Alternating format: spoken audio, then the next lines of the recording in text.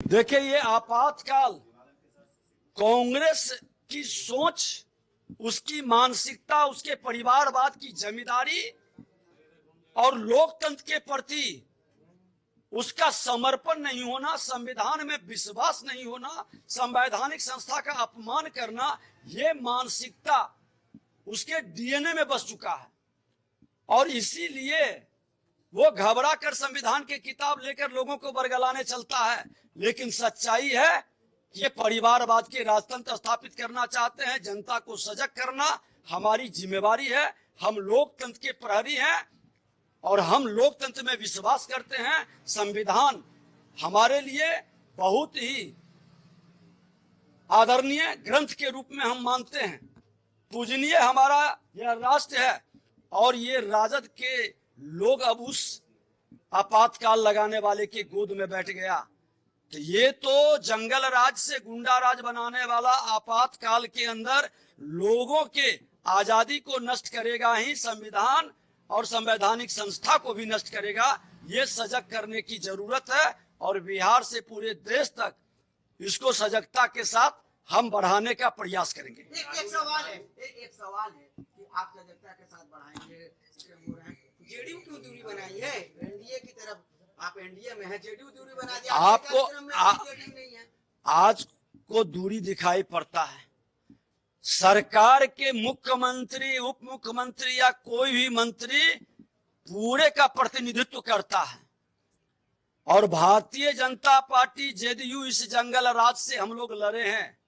इस आपातकाल के विरुद्ध आज जितने लीडर देख रहे हैं सब आपातकाल के पीरियड में संघर्ष करके उपजे हैं। हम लोग का अभी बहुत कम उम्र था तो नारा लगाया जाता था, सब छोटे छोटे बच्चे निकलते थे, गली गली में शोर है और उसके आगे का लाइन आप लोग भी जानते हैं। लेकिन जेडीयू नहीं है सर, साथ नहीं ना दे रही आपने।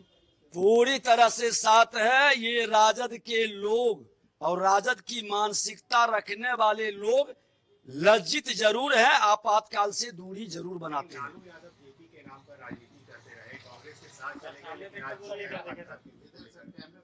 देखिए, राजद के लोग अब पूरी तरह से लोकनायक जयप्रकाश नारायण जी के विचारों से दूरी बना लिया।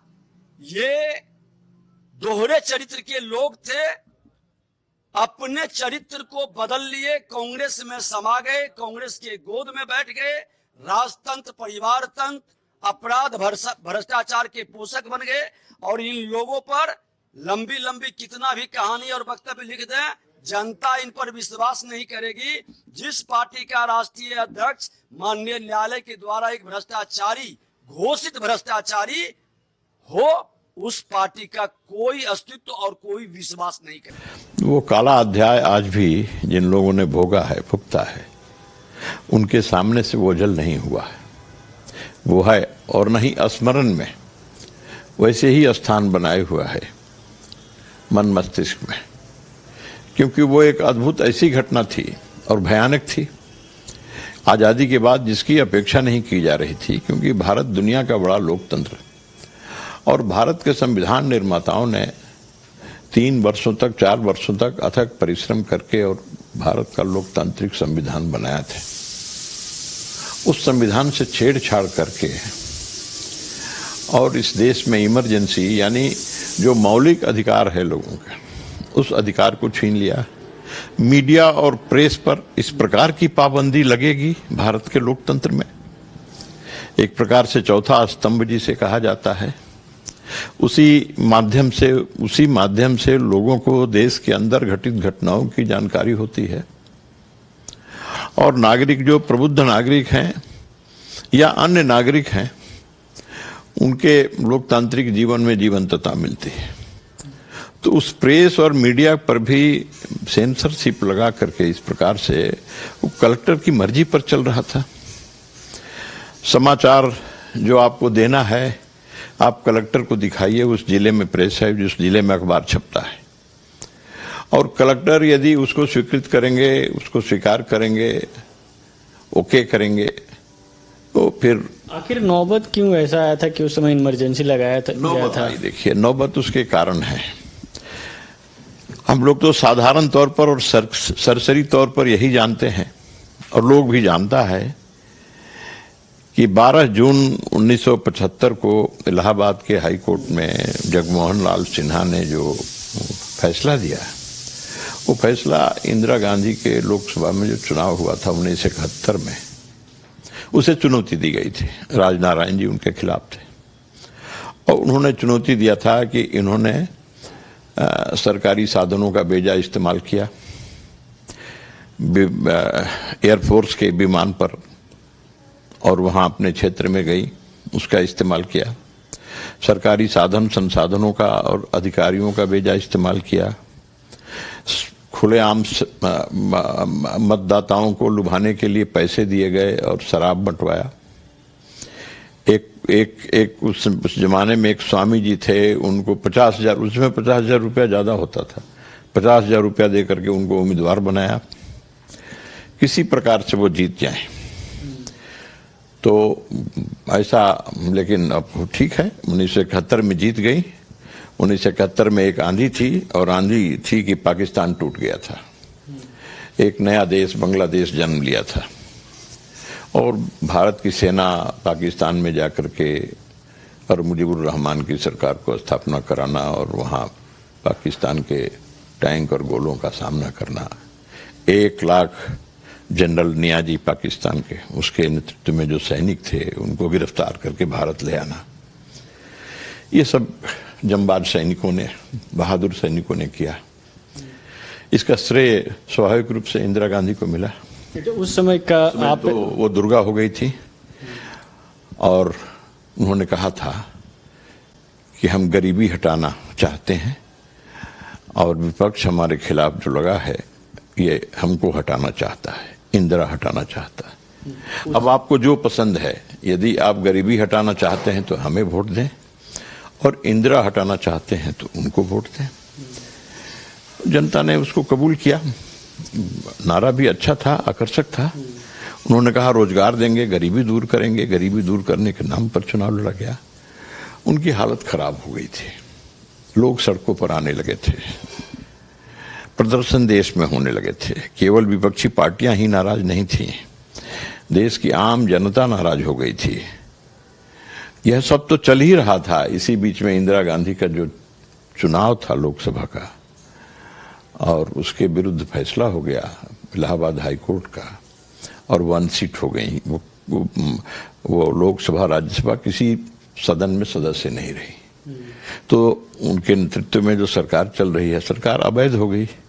अब उस अवैध सरकार के खिलाफ देश में आंदोलन छिड़ गया, और यही 25 जून को यहां से जयप्रकाश नारायण गए थे। विपक्षी पार्टियों की सभा रामलीला मैदान में हुई दिल्ली, और वहां उन्होंने कहा जयप्रकाश जी ने कि ये अवैध सरकार है, सिंहासन खाली करोगे, ये अवैध सरकार है।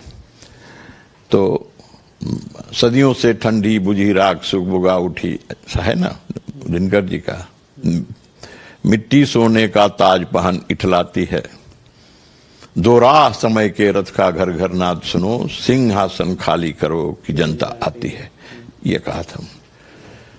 तो ये उस समय उन्होंने कहा था कि मैं तो कहूंगा कि इस सरकार का आदेश पुलिस नहीं माने, कर्मचारी नहीं माने, सेना भी नहीं माने, ये सरकार 1 मिनट भी सत्ता में रहने का हकदार नहीं है। अब इसको उन्होंने देशद्रोह और बाकी इसको इस रूप में लिया था, और संविधान पहले ही उन्होंने संशोधन कर लिया था। आपातकाल कैसे लगेगा, और फखरुद्दीन अली अहमद थे राष्ट्रपति, उनसे दस्तखत करा करके बिना कैबिनेट के अनुशंसा का, और राष्ट्रपति ने उस पर दस्तखत कर दिया।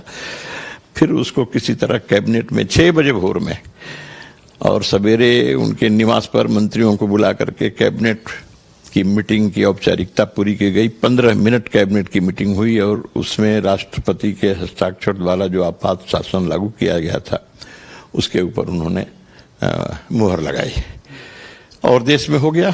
इसके बाद तो उनके जो शागिर्द थे, सिद्धार्थ शंकर राय थे, आर.के. धवन थे, ये सब जो लोग थे उनके साथ, बंसीलाल थे, इन लोगों ने इंदिरा गांधी को कहा कि अब आप बिल्कुल सुरक्षित हैं। और आप जब चुनाव इन लोगों को, सारे नेताओं को, पार्टी के सब लोगों को जेल में बंद कर दिया गया, इनकी क्या हैसियत है चुनाव लड़ने की? ऐसे में चुनाव होगा, वो जीतेंगे।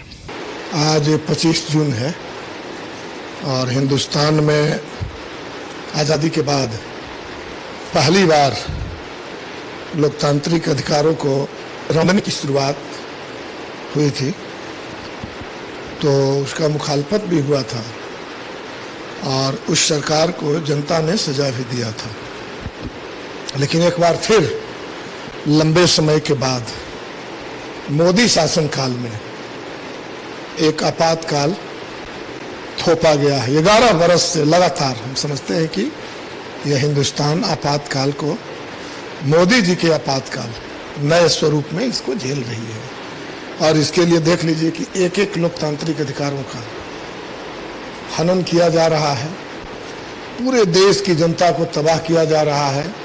कभी नोटबंदी के नाम पर, जीएसटी के नाम पर महंगाई थोपा जा रहा है लोगों के ऊपर। और इसी तरह से पिछले दिन हम लोग को याद है, कोरोना काल में बिना सींग पैर का लॉकडाउन लगा करके पूरे देश को तबाह किया गया, उसकी अर्थव्यवस्था को बर्बाद कर दी गई। और अब यहाँ से आगे बढ़ते हुए ये हिंदुस्तान के राष्ट्रीयता को गिरवी रखने की पूरी कोशिश की गई। हमारे देश के आंतरिक मामले में, पड़ोसी देशों के साथ व्यवहार के मामले में अमेरिका हमारा दखल अंदाजी कर रहा है, ऐसा कभी नहीं इस देश के अंदर हुआ था। तो इसको लेकर के आज हम लोग उस पुराने आपातकाल को याद करते हुए नए आपातकाल से लड़ने की हमारी पूरी तैयारी शुरू हो गई है। जी जी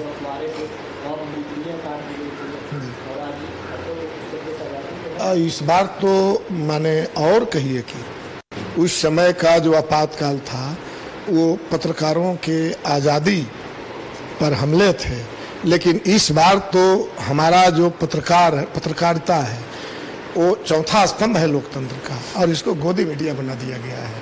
अपने हिसाब से इसको गाइड किया जा रहा है। पत्रकारों पर हमलों की खबर तो लगातार आती रही है, तो इसलिए कह रहे हैं कि आज हम लोग इसको याद करते हुए, और ये जो मोदी शासन है 11 साल का, अब ये पूरे देश को रौंदते हुए, लोकतांत्रिक अधिकारों का दुरुपयोग करते हुए, जिस तरह से उड़ीसा में, जिस तरह से महाराष्ट्र में, जिस तरह से दिल्ली की सरकारों को चुरा लिया गया है, अब ये सरकार की नज़र बिहार पर है। और बिहार लोकतंत्र की जननी रही है, लोकतंत्र की शुरुआत यहीं से हुआ था। तो अब बिहार के सामने एक बड़ा जवाबदेही सामने आ गया है कि इस लोकतंत्र की रक्षा के लिए बिहार आगे आए। तो इसके लिए भाकपा माले ने 4 यात्राएं निकाली है। नाम है बदलो बिहार यात्रा, लेकिन ये बिहार के बदलाव के साथ साथ पूरे देश में लोकतंत्र की स्थापना का भी संदेश दे रही है।